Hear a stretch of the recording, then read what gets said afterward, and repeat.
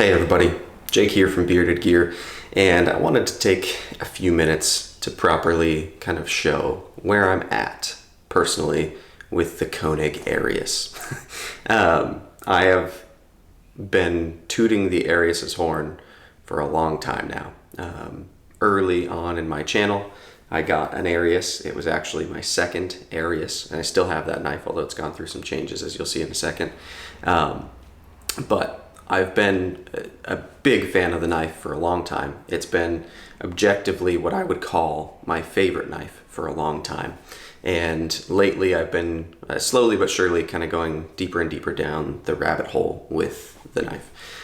If you've watched some of my collection videos, you'll probably see I'm not generally that much of like a redundant collector. There are some people who like to have every version of one thing or multiples of certain knives. I don't do that very often. There's a few knives that I have a couple of, like the Spyderco PM2, the Shaman, stuff like that. But it doesn't generally do much for me to have a bunch of one thing. The Arius has become kind of an exception for that. So I'm up to 4 total Koenig Ariolas. And it's I don't think over yet. There's another one that I definitely want, maybe 2. And as time goes on, I may accumulate a couple of more. So I grabbed the case that I've currently got all of my Ariuses sitting in. This is a Nalpac case. It's well, Nalpac sells it and they make the foam. It's a Pelican 1150 case. I got it straight from Nalpac and it's great. I did like a reel about it on Instagram. I'll probably do like a full-on video about this case soon because it's cool. There's layers and stuff, but this video is not about the case. It's about the Ariuses sitting in it. So I'm up to 4 of them, and as you can see, even just from here, we've got some variety going on between them. So I think I'm just going to kind of go through one by one, maybe in the order that I got these, so that you can see how this has gone.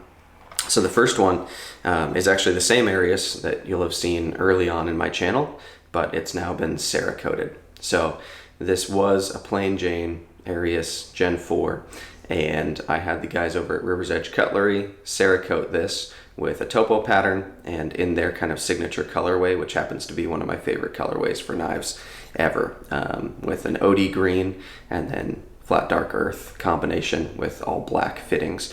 And typically it would just be OD green and flat dark earth with black hardware and backspacer and stuff, but I had them do a black topo pattern on here as well. What's especially rad on this is that the guys over there asked me where I would like the topo pattern from.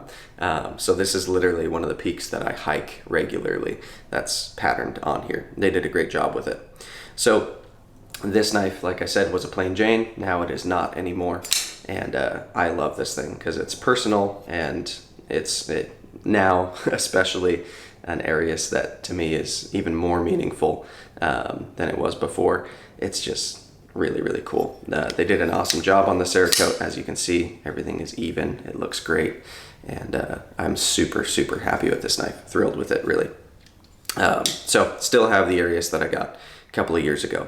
Before this Arius, I had a Gen 3 that I bought new from USA Made Blade at the time. And in that time, Ariuses would sit on dealer shelves for a little bit. It's not like they were everywhere, but you could pretty reasonably easily get one. And they were like $600. I think I paid $595 for my first one. Maybe it was $550, something right in that area. And it was awesome. I loved the knife, absolutely adored it, but it was too nice for me at the time where I wasn't collecting, to the point where I didn't really carry it or cut with it. Well, I carried it a lot, but I wasn't really willing to cut with it.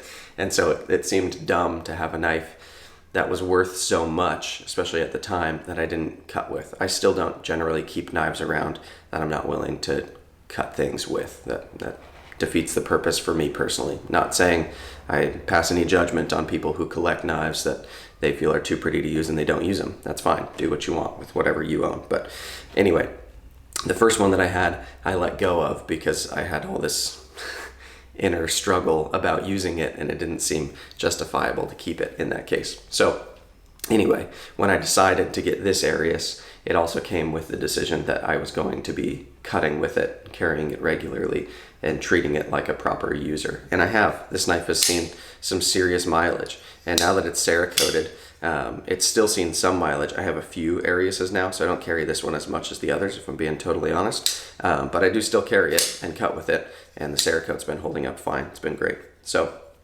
that's the first one that I owned out of the ones that I still have. Next one that I got was at California Custom Knife Show. Just, what would that have been? Like a little over 6 months ago. I had to get there really early. Thomas Moore, my buddy, who you might know because he's an avid Spyderco collector, he came down, stayed with me, and we didn't camp out, but we got there super early to California Custom Knife Show. The one I think it was in October. And I really, really, really wanted a DLC Arius at the time. Koenig does a DLC that is unlike other people's DLC. It's better, I would say. Let me go ahead and wipe it off a little bit so it looks cleaner. This is probably my most used Arius, by the way. Yeah, so DLC has variety from maker to maker and from who's applying it and what process they do before they apply it and all that kind of stuff. So as with pretty much any coating, a huge part of it is how you prep the blade before you apply the coating. And Koenig does a really good job at having a fully well finished blade before they do the coating. They're not covering up lazy work underneath it. It's gorgeous underneath the coating itself. So you'll see this DLC is almost a little bit translucent. You can see the metal underneath it, and it's got a high shine to it, and it's also incredibly resilient. I think, if I remember correctly, my buddy who works over at Koenig, Garrett, I think he said that the coating itself, the DLC that's on the blade here, Rockwell's at 93. So it's remarkably hard. I have cut through serious stuff with this Arius. I carried it a ton while we were moving here into this house, and I used it for all kinds of pretty rough stuff, just cutting through thick clamshell packaging and big tough zip ties, stuff that a lot of people would probably grimace if they watched me do with a knife this nice. And this knife, by the way, I think table price was right around $1,000 on it at the show, and there's not a ton of full DLCs. They've made more sense, but they tend to go secondary for more than that because they're a little more rare than the other non-coated versions. So anyway, I've put this knife through its paces, and I continue to do so. It's just a great user Arius, in my opinion, partially because of the coating. Anytime I've thought I scratched the coating, I just get out something like one of these hanks with microfiber and wipe it down, and maybe I need a little spit and it gets it back to perfect. It's just an incredibly robust coating. So this one's full DLC, all titanium. It's a Gen 4. I don't know what batch this is. Gen 4 batch 6. Yeah, so Gen 4 batch 6, plain tie. If this didn't have DLC on it, it would be a plain Jane Arius, but the whole thing is DLC. The clip, the body, all the hardware, the back spacer, everything on it is DLC coated. So that one's a lot of fun. Next is actually a second knife that I got at that show, but I got it for a buddy of mine who I owed a favor. The guy who loaned me his mini Arius to review, which is a prototype. And if you, at this current date and time, there are no mini Ariuses out there other than the protos that they sold at last year's Blade Show. One of my buddies got one, he loaned it to me, so I kind of owed him a favor. So as much as I hate proxying for people generally, for him I was willing to do it for that show.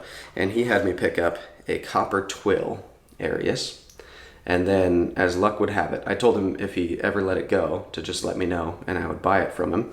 So he decided he wanted to move it, and I bought it from him. So table price on this guy was actually quite a bit. I think it was $1,400 and some odd dollars. It's $14, $15, $14, $16, something like that. So a pretty expensive table price Arius, and there's a couple of reasons for that. One, as you can see, it's got a copper twill carbon fiber show scale, which is rad, really cool to look at, and it's super light. It's just a cool material. But then the other big one, honestly, is this one has a copper backspacer, and there are only 5 of these in this configuration with copper twill and a copper backspacer. I think these also might be the only 5, period, that have the copper backspacer. So that's really rad. I love that little detail about it. It's probably my favorite part, is that you get that copper backspacer. I think it just looks and feels really cool. You can see it's starting to get a little bit of like patina on it, because I do carry and use this knife. As with all of these, I'm not willing to have them if I'm not going to put them in pocket, pull them out and cut things and put them back in my pocket. Like, that's for me what a knife needs to be for. So other than the scale and the backspacer, everything else is pretty standard Arius. We've got a nice blade finish. This one's kind of like a stone washed, maybe blasted. I don't know how they accomplish this actually. It appears to be more stone washed to me, but we've got like hand rubbed flats and then or maybe it's just satin flats. I don't know if that's actually a hand rub. Maybe that's how it comes off the machine, but I don't know. Gorgeous finish, nice blade. This is the only one I have left now that has a satin blade, even though my original plain jade started out that way.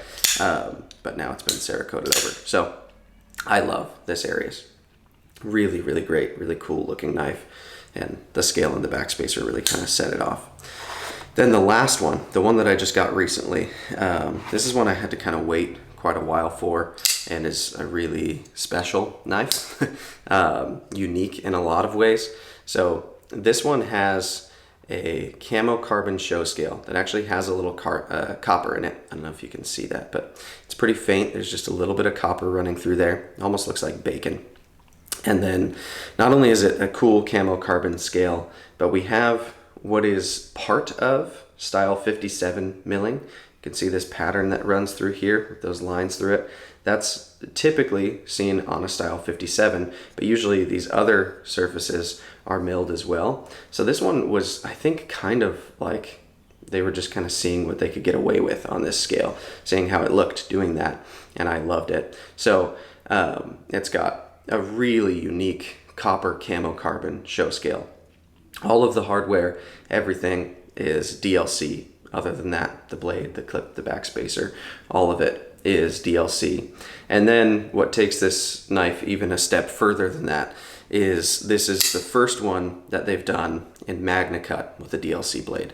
To my knowledge, at the moment, it's still the only one that they've done in Magna Cut with a DLC blade. I imagine they'll probably send more Magna Cut blades to DLC at some point, but this one is, for now, the only one out there in Magna Cut with DLC, which is just really, really rad. So my lucky number, favorite number for like my whole life has been 67, and I have affectionately named this the Style 67 because it's like a Style 57 in a couple of ways, but a little bit more, a little bit different, a little bit less in some places. I don't know how you want to quantify it, but it is really, really unique. And so I'm calling it the Style 67. I don't know if that'll catch on because there's only one of them anyways, but this is a unicorn of an Arius without being a custom Arius, because there are some customs that are actually like really, really worked on by hand, by Bill. Those are typically like auction pieces at shows and stuff like that.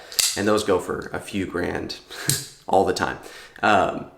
Those are customs. This is not a custom, but it is at this point kind of a one of one. Maybe they'll make a few more that are exactly like this. That wouldn't bother me. It doesn't bug me if there's more of these, but it also is kind of cool that at the moment this is a one of one Arius. So this is definitely my favorite Arius that I have because it is the most unique. I think it looks absolutely wildly awesome, and yeah, it's my favorite knife that I own, to be fair. It's really, really a special knife. So I've got 4 Ariuses here. And what's interesting, these are all Gen 4s. This one, what batch does this say?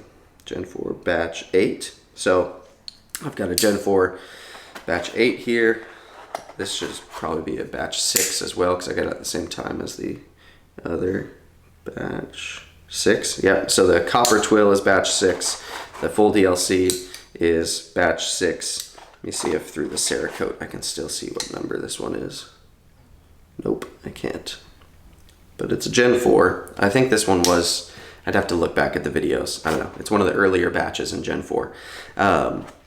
And the consistency across the knives that come out of Koenig is just remarkable. It's really, really impressive how perfect each and every one of these is. And we've got a variance in table price from the plain Jane, started out as like a $600-ish knife, maybe $650 at the time that I got it, something like that. I think now their base price is more like $700, which feels totally justifiable to me. I would still absolutely recommend to anybody who's looking to get a high-end US made, like relatively limited knife, a knife in this ballpark, this arena, or even just has a budget that will allow them to spend as much as one of these costs base price. It is the number one knife I would recommend to anybody who's wanting to be in the game at this kind of level. But the highest end table price here is like $1,500, and it's nicer because it's got little bits and bobs that are nicer than the plain Jane. But the feel of the knife, the action, the drop shuttiness, the niceness of the grind, the finishing, it's all kind of equal. So going up with the Arius and getting nicer versions doesn't actually make them a better knife functionally. You just get upgraded, more limited materials and fittings, which is a lot of fun. Don't get me wrong, I'm doing that, but the plain Janes are phenomenal knives. And the Arius is still, I think with only one exception being Kevin, Lefty EDC, I think everybody who I've ever communicated with and urged them to try an Arius, and they have followed through and actually gotten an Arius, they've fallen in love with it. And I think the only reason probably why Kevin, Lefty EDC, hasn't is because he's left-handed, and the Arius isn't the most amazing left-handed knife. But everybody I know who's right-handed who has tried an Arius adores the knife, and it's the number one knife for sure that I've had people reach out to me and be like, hey, I finally gave the Arius a shot because I watched your review on it and blah, blah, blah, blah, blah. And it's always followed with, and now it's like, if not their favorite knife, they adore it, and it's at the top of their list. So it's a safe recommendation for me. But anyway, let me kind of hold all of these up if I can. This is going to be tricky. Only up 4 ridiculously nice knives at once is a little scary, but I'm up to 4 of them. And I think my next one is probably going to be a style 57. That's what I'd really like. I also at some point want to get a non-flipper. If I get lucky and Bill makes some style 57 non-flippers, that would probably kill 2 birds with 1 stone kind of thing. But the point is I'm not done yet. And there's so many little subtle varieties in what they offer on this knife that it keeps it exciting to me. And you might find that totally disinteresting. Like you would just like to pick one, and maybe that's even a plain Jane, and that's enough for you. You've got an Arius. But as soon as I like really committed myself to it being my favorite knife, maybe that's a weird way to put that, how you commit yourself to something being your favorite. But as soon as I don't know, got honest enough with myself that this knife makes me happier than pretty much any other knife that I own, with close second being the Oz Machine Company Roosevelt, which I now have 2 of. I'll have to do a video of those soon. Hopefully this street sweeper isn't totally ruining my audio. The Arius is just my favorite knife. And once I kind of like admitted that and admitted to myself that I like it better than buying a lot of other things, it became this fun kind of rabbit hole to go down, to where now when I open my case, I've got 4 of them sitting there. And if I'm going to carry a knife for a day that I'm not actively working on reviewing, then I pretty much want it to be an Arius at this point. It's a knife that I just love having in pocket. I love showing it to people, both knife people and non-knife people, because people tend to see how wonderful it is when they handle it and take a close look at it. It's a knife that elicits a reaction. It's fun to show off. It's one of my favorite knives ergonomically. It's remarkably great to cut with. I love pretty much any of my EDC cutting tasks. It does great. So yeah, I'll probably get another one. I also am absolutely going to get a mini Arius as soon as they become available, assuming that I'm lucky enough to get one as they become available. I'm hoping at Blade Show they'll have some. I don't know for sure. I know that was kind of their goal, but they've hit a lot of snags along the way trying to get those made, setting up. It's not like you just like in your CAD file, like reduce size by a certain amount. There's so much like fixturing and setup and everything that needs to happen to actually get those knives machined and have it be repeatable on scale, or at scale. So I'm hoping they have them at Blade Show. But yeah, I really want a mini Arius. I really want a 57.